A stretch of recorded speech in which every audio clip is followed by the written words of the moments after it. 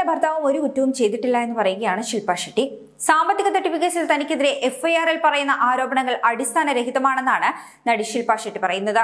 താനും തന്റെ ഭർത്താവും ഒരു കുറ്റവും ചെയ്തിട്ടില്ല എന്നും ഇതുവരേക്കുമുള്ള അന്വേഷണത്തോട് പൂർണ്ണമായും തങ്ങൾ സഹകരിച്ചിട്ടുണ്ടെന്നും ശില്പ ഷെട്ടി പറയുന്നു. ഇൻസ്റ്റഗ്രാമിലൂടെയാണ് നടിയുടെ പ്രതികരണം.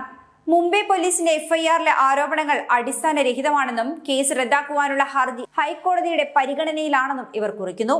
60 കോടി രൂപയുടെ സാമ്പത്തിക തട്ടിപ്പ് കേസിൽ ബോളിവുഡ് താരം ശില്പ ഷെട്ടിക്കും ഭർത്താവ് രാജ് കുന്ദ്രയ്ക്കുമെതിരെ കഴിഞ്ഞ ദിവസം മുംബൈ പോലീസ് വഞ്ചനാ കുറ്റം കൂടി ചുമത്തിയിട്ടുണ്ടായിരുന്നു. ഇതിന് പിന്നാലെയാണ് നടിയുടെ ഇത്തരത്തിലുള്ള ഒരു പ്രതികരണം. വ്യവസായിയായ ദീപക് കോത്താരി നൽകിയ പരാതിയിലാണ് കേസന്വേഷണം നടത്തുന്നത്.